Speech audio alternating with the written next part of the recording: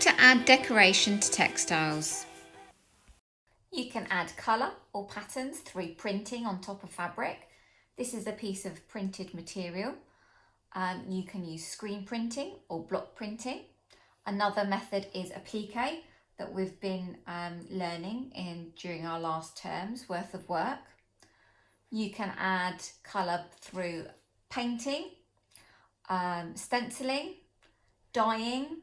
We've got tie-dye here. We've got batik, which is a resist method using wax.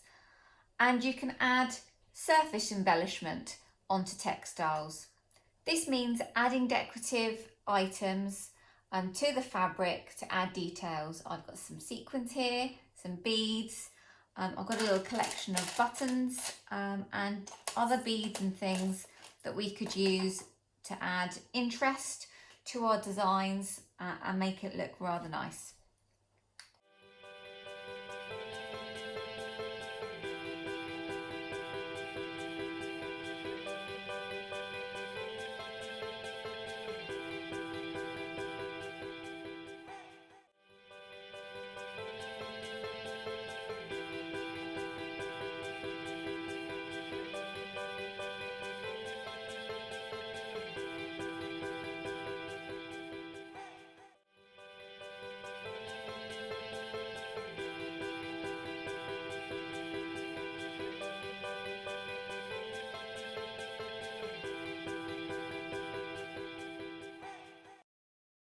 During this term, we're going to be making a felt decoration.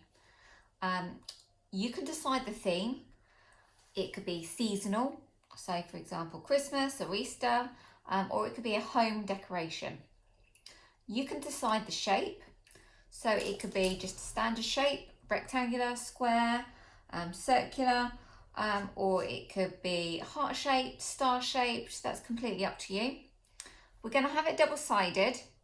And so if you wanted to, you could add in the centre a little bit of stuffing or wooding, or even old wool chopped up and put it in there just to make it a little bit more 3D.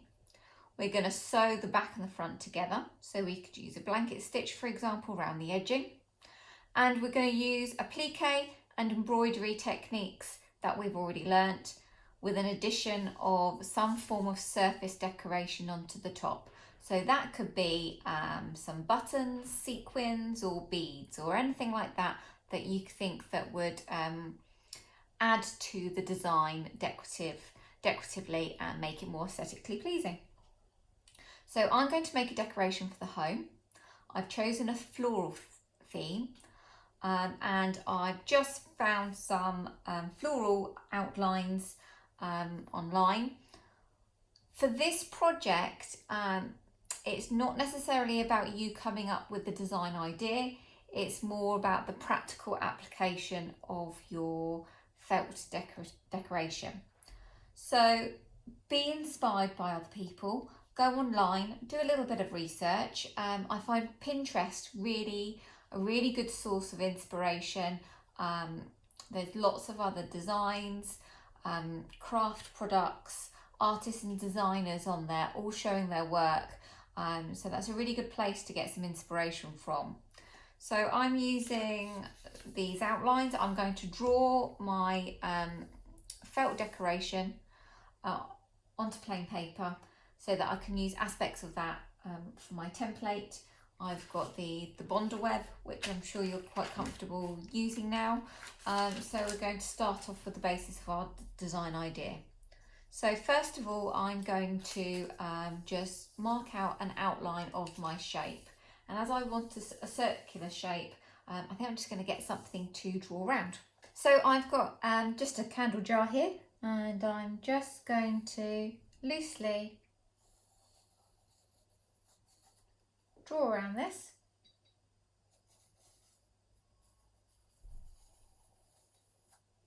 For my circular shape.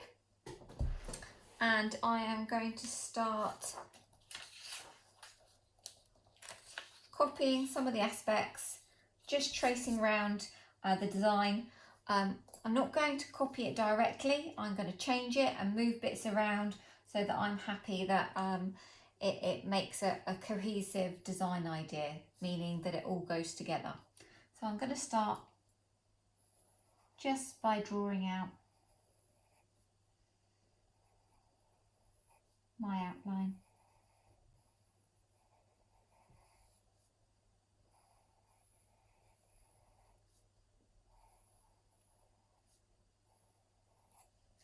And each layer here is going to be a different colour.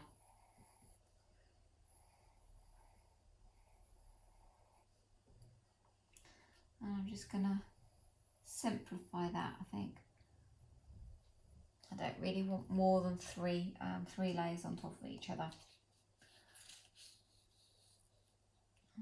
So I'm just move my sheet around. So what I'm copying fills my design just how I want it to fill.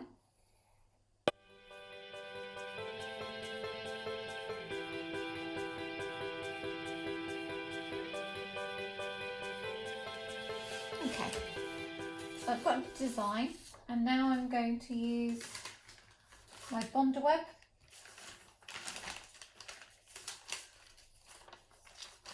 So just like you've used the bonder web before, I'm going to start by tracing out each different layer. So I'm going to start with the largest.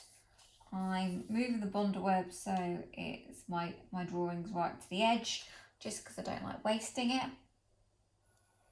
And I'm just drawing the first layer.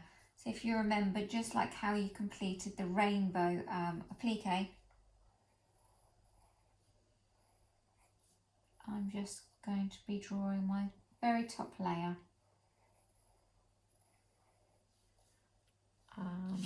Do I want anything else the same colour? I'm going to draw the base of that flower in the same colour, I think.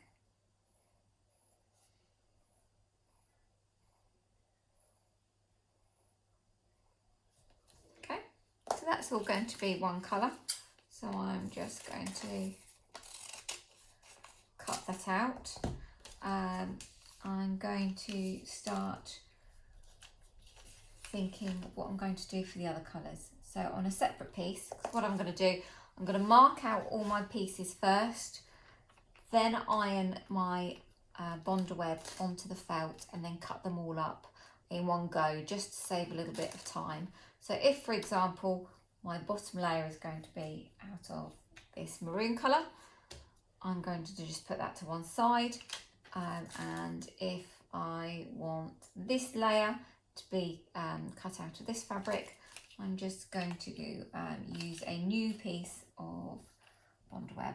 And as these flowers are quite small, I only need to use the scraps of the bonder web.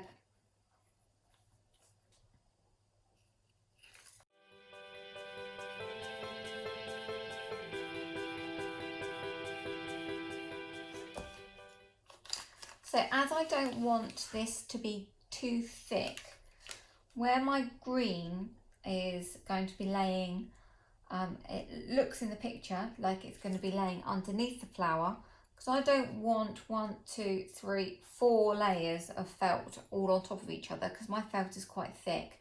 I'm going to actually cut it out so it's going to fit next to it. So the way that I do that is I'm going to be drawing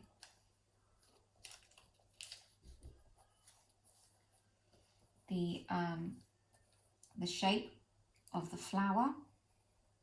So here, this is where it needs to be quite accurate, and this is why you're always referring back to the first original drawing. Okay, so that's that base area.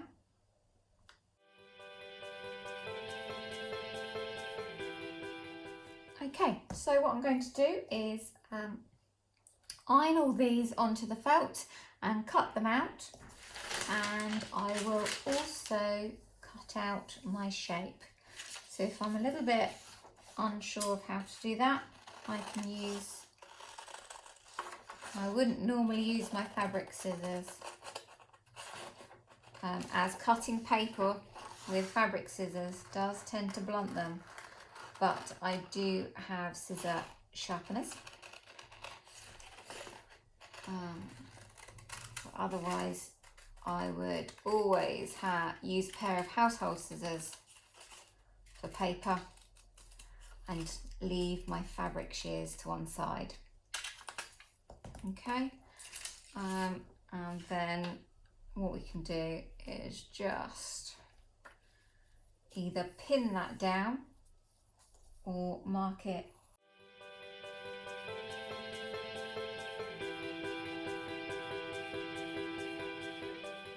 So hopefully you've remembered from last time when you're using the bond web that make sure you are ironing directly onto the greaseproof paper side rather than the glue, otherwise you'll make a really horrible mess of the iron. And depending on your age, if you need help at all, make sure that you get help or supervision at least from an adult.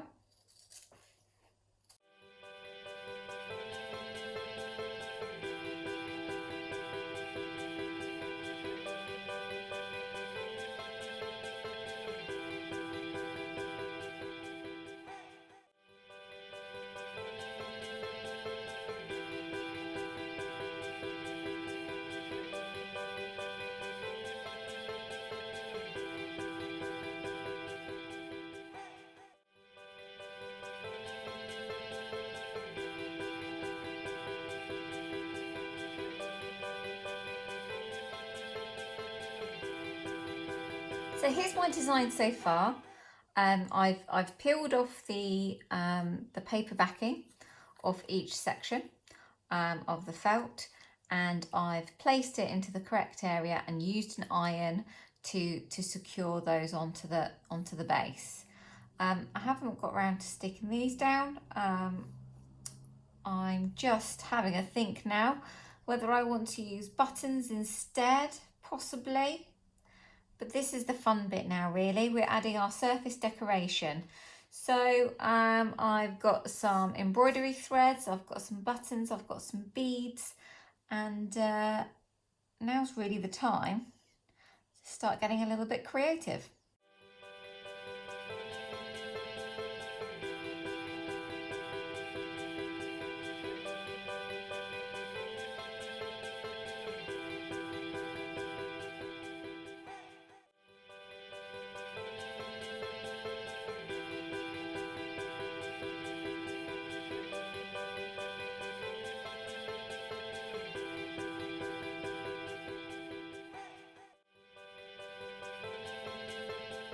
I'm now going to use a smaller needle and ordinary thread to be able to add my beads onto my decoration. My top tip would be to make sure the needle can pass through the bead before you thread. I'm using embroidery thread to create details stitched into the design.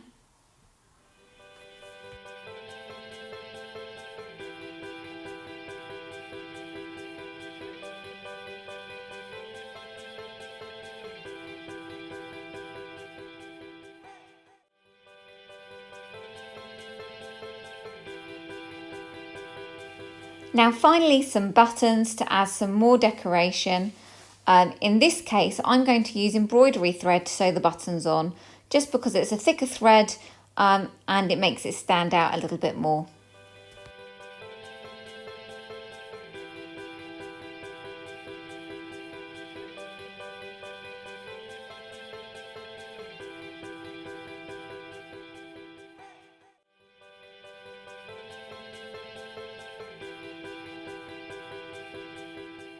So I've got my design here, showing a variety of different techniques. I think I could carry on adding more and more surface decoration to it. I don't think it's necessarily finished at this point here. So any ideas, let me know, and maybe you can make a comment online what you think that I should be adding to it now. What I am going to show you is how to finish it off by using a blanket stitch. So I've got a piece of thread embroidery thread. I've got a knot at the end actually, and I'm going to make sure that I've got just the first layer. I'm going to put my needle through so that I've got the knot at the back. Anything messy, we want it hidden inside. Okay, so I'm going to lay that on top. I'm going to do my first loop. So I'm going to go through from the back, making a whole loop.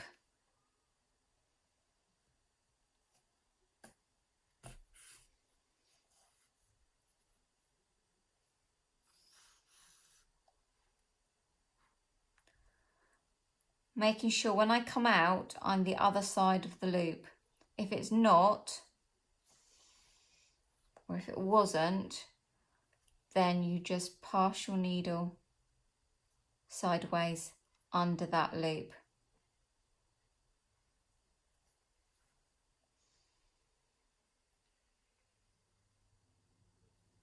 Okay.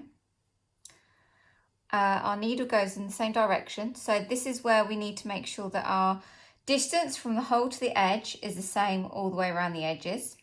We'll make it look nice and neat. And the space between the stitches are all regimented as well. So I'm just going to choose a distance and try to stick to it as much as possible.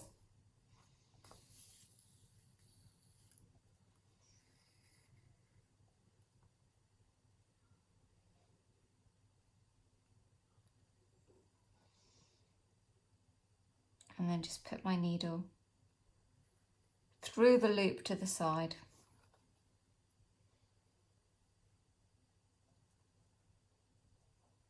Okay. And that makes our blanket stitch.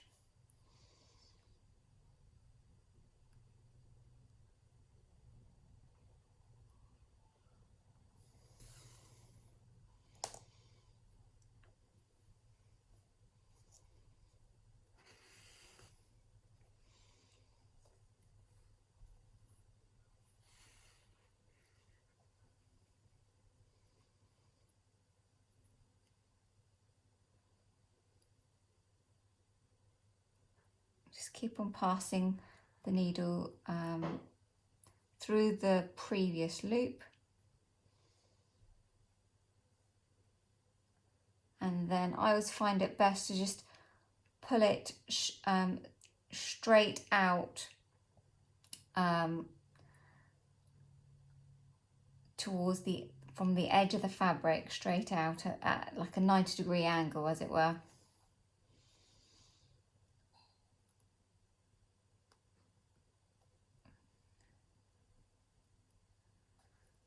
Oops.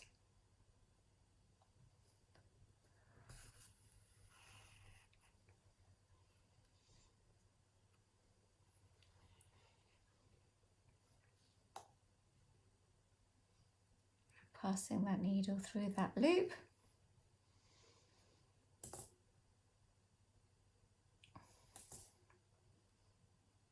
Once you get the hang of it, you'll be able to speed up a little bit more.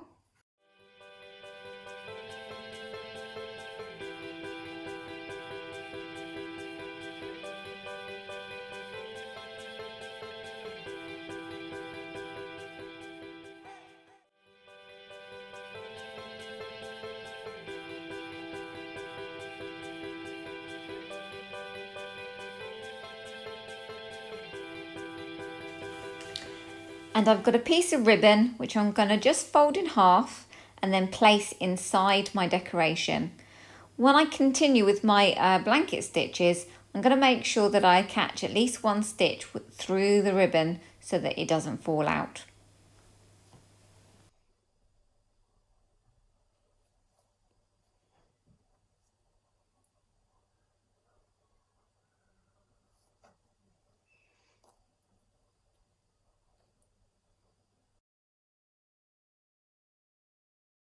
So I'm just finishing up my little decoration. I am Gonna put a little bit of stuffing in there just to give it a bit of a 3D effect.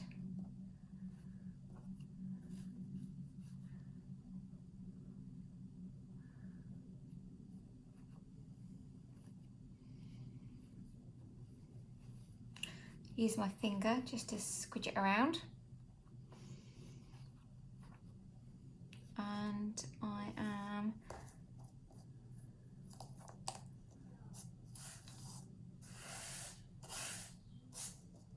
going to put some lavender in there as well. Just finishing the last stitches to close up the gap,